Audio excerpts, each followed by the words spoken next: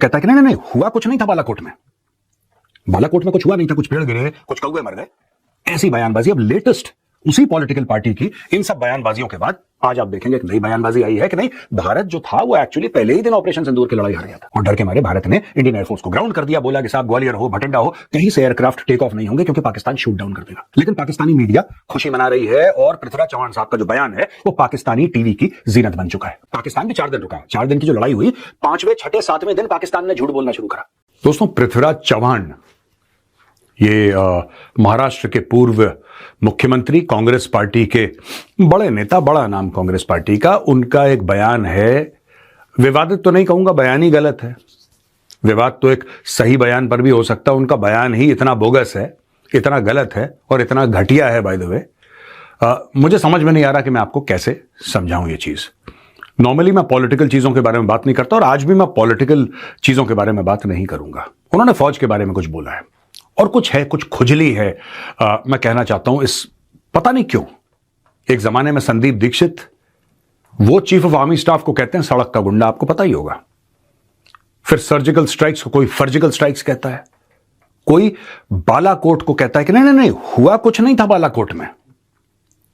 बालाकोट में कुछ हुआ नहीं था, कुछ पेड़ गिरे, कुछ कौवे मर गए, ऐसी बयानबाजी। अब लेटेस्ट उसी पॉलिटिकल पार्टी की इन सब बयानबाजियों के बाद आज आप देखेंगे एक नई बयानबाजी आई है कि नहीं, भारत जो था वो एक्चुअली पहले ही दिन ऑपरेशन सिंदूर की लड़ाई हार गया था और डर के मारे भारत ने इंडियन एयरफोर्स को ग्राउंड कर दिया। बोला कि साहब ग्वालियर हो, भटिंडा हो, कहीं से एयरक्राफ्ट टेक ऑफ नहीं होंगे क्योंकि पाकिस्तान शूट डाउन कर देगा। ये दोस्तों वैसे ही बेवकूफी की बात करी है चौहान साहब ने, जैसे कि डोनाल्ड ट्रंप ने करी थी कि पाकिस्तान में तेल है। पाकिस्तानियों को खुद नहीं पता था इसके बारे में कि पाकिस्तान में तेल है। उसी तरीके से पाकिस्तानियों को खुद नहीं पता था कि इंडियन एयरफोर्स ग्राउंड हो गई है। ये सिर्फ चौहान साहब को पता और किसी को नहीं पता। लेकिन पाकिस्तानी मीडिया खुशी मना रही है और पृथ्वीराज चौहान साहब का जो बयान है वो पाकिस्तानी टीवी की जीनत बन चुका है। मैं पृथ्वीराज चौहान साहब को एक बात बोलना चाहता हूं। अगर आपको इतना शौक है कि आपका बयान पाकिस्तानी मीडिया में चले तो मेजर गौरव आर्या टाइप का बयान दीजिए। मेरे आपसे और राहुल गांधी से 10 गुना ज्यादा बयान मेन स्ट्रीम पाकिस्तानी टेलीविजन पे दिखाए जाते हैं मेरे खुद के, लेकिन कोई ऐसा बयान नहीं है, गलती से। और मैं तो कह रहा हूं, भोले शंकर से मेरी प्रार्थना है कि जिस दिन भारत के खिलाफ मेरे मुंह से बयान निकला उसके पहले मौत आ जाए, लेकिन कभी ऐसा ना हो कि भारत या उसकी सेना के खिलाफ मेरे मुंह से कोई गलत बयान ही हो जाए। मैं ये कहना चाहता हूं चौहान साहब कि पाकिस्तान भी 4 दिन रुका यार। पाकिस्तान भी 4 दिन रुका। 4 दिन की जो लड़ाई हुई, 5वें, 6ठे, 7वें दिन पाकिस्तान ने झूठ बोलना शुरू करा कि हमने तो ऐसा कर दिया, हमने तो वैसा कर दिया। पूरा जो झूठ का एक पुलिंदा पाकिस्तान ने जो बांधा था, वो तो 4 दिन की लड़ाई आपने तो पहले ही दिन निपटा दिया अपने देश को कि हार। आपने तो पहले दिन अनाउंसमेंट कर दी। मेरे लिए एक बड़ी आश्चर्य की बात है कि इतना सीनियर लीडर जो कि ऐसे बयान देता है। मुझे बात समझ में नहीं आई। मुझे बात समझ में नहीं आई कि कोई ऐसा सीनियर पॉलिटिकल लीडर जो मुख्यमंत्री रह चुका है एक राज्य का, वो ऐसे घटिया बयान कैसे। सबसे पहले छोड़िए घटिया बटिया, छोड़िए बयान जो दे दिया, नाम चेंज करिए अपना नाम। ये पृथ्वीराज चौहान अपना नाम रखा है, अपना नाम रखिए जयचंद। सबसे पहले अपना नाम चेंज करिए। आपने नाम ही गलत अपना रख रखा है साहब। आप अपना नाम रखिए जयचंद। काम आपके जयचंद और विभीषण वाले हैं, फिर पृथ्वीराज चौहान इतना ऑनरेबल नेम क्यों रखा है आपने? आपका नाम ही गलत रखा गया है। एनीवे, 2-3 चीजें मैं यहां पे बताना चाहूंगा। आपको क्या लगता है बयान देखकर ये सब करके होगा क्या, हासिल क्या हो जाएगा? ये मैं नहीं समझ पाया। ये हासिल हो क्या जाएगा? आप अचानक ऐसा क्या अचीव कर लेंगे? सारे चुनाव हार रहे हैं, सबको चूरन दे रहे हैं, वोट चोरी का वोट। अब मैं पॉलिटिकल बात तो कर ही दूं फिर ना। आप देखिए साहब, सीधी बात है, आप सेना में मत घुसिए, मैं पॉलिटिक्स में नहीं घुसूंगा। मुझे कोई फर्क नहीं पड़ता। चुनाव कांग्रेस सारे जीते सारे हारे, मुझे कोई फर्क नहीं पड़ता। 2 रुपए का कोई पॉलिटिकल पार्टी जीते, वो भाजपा हो, कांग्रेस हो, आई डोंट केयर। लेकिन अगर आप सेना के बारे में बोलेंगे फिर जवाब आएगा। आपको शर्म नहीं आती? इतने बड़े हो गए, बिल्कुल अकल घास चरने चली गई है। सेना के बारे में ऐसे बयान देना कि हम फिर उसके बाद आपका यह बयान देना कि साहब जब दूर से ही एक दूसरे की टेरिटरी में हमने जब दाखिल ही नहीं हुए, ना पाकिस्तान हमारे ना हम पाकिस्तान के अंदर, और दूर से ही जब हमने फायर करा तो हमें इतनी बड़ी सेना की, 12 लाख सेना की हमें जरूरत क्या है? 12 लाख सिर्फ इंडियन आर्मी है, 12.5 टोटल मिला के 15 लाख 16 लाख है। इतनी बड़ी सेना की क्या आवश्यकता है? दोस्तों, जो पृथ्वीराज चौहान ने बोला है कि इतनी बड़ी सेना की क्या जरूरत है, यही खुजली जवाहरलाल नेहरू को हुई थी 1947 में। दोस्तों, उस जमाने में 1947 में अंग्रेज जनरल फिर भी थे, धीरे धीरे गए ना, 1-2 साल लगे उनको बाहर जाने, तो अंग्रेज जनरल थे वहां पे। तो साहब जनरल लॉकहार्ट हुआ करते थे।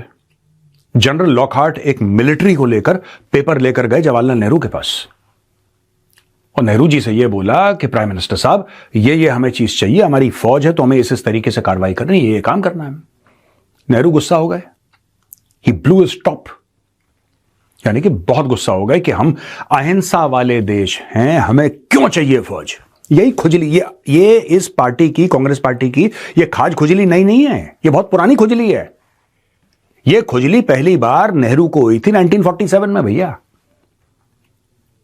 नेहरू को खुजली हो चुकी है एक बार। जनरल लॉकहार्ट को कहते हैं क्या जरूरत है आपको फौज की, यह अहिंसा वाला देश है, सब लोग अहिंसा के बारे में बात करेंगे यहां पे, ठीक है, कोई जरूरत नहीं, जो लोकल लॉ एंड ऑर्डर का इशू होगा पुलिस देख लेगी, हमें इतनी बड़ी फौज की जरूरत नहीं है। सब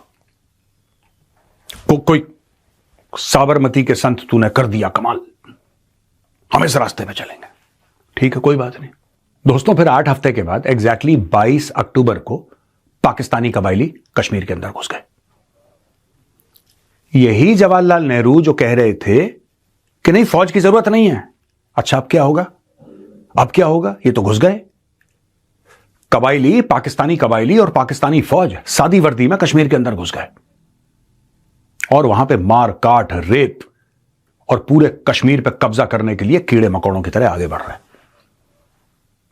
26 अक्टूबर को महाराजा जम्मू और कश्मीर साइन करते हैं इंस्ट्रूमेंट ऑफ एक्सेशन कि ठीक है, जम्मू और कश्मीर अब भारत का हिस्सा होगा। दोस्तों, उसके 24 घंटे के बाद 27 अक्टूबर को श्रीनगर की एयर स्ट्रिप पर लैंड करती है 1 सिख, और बिल्कुल कुछ समय के बाद लैंड करती है 4 कुमाऊं। इनके बाद धीरे धीरे धीरे हमारे ट्रूप लेवल्स इंक्रीज होते हैं, और वो फौज जिनकी जरूरत जवाहरलाल नेहरू ने बोला था है ही नहीं देश को, वो फौज अपना खून बहा के, अपना सर कटा के कश्मीर को बचाती है। वही लड़ाई है, वही लड़ाई जिसकी वजह से आज आपके पास 750 किलोमीटर का लाइन ऑफ कंट्रोल है। उस जमाने में सीजफायर लाइन हुआ करता था, क्योंकि इनको फौज नहीं चाहिए थी भाई साहब को।